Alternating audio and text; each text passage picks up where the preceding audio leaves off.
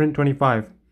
I designed and printed this Batman knob for my brother's custom keyboard.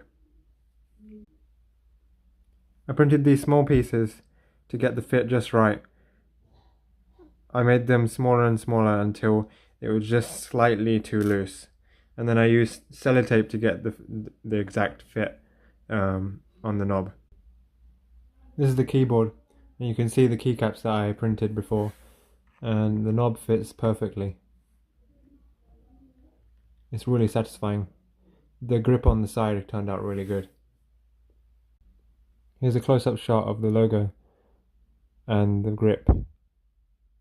It's a lot smoother than the grip I did on my first guitar knobs.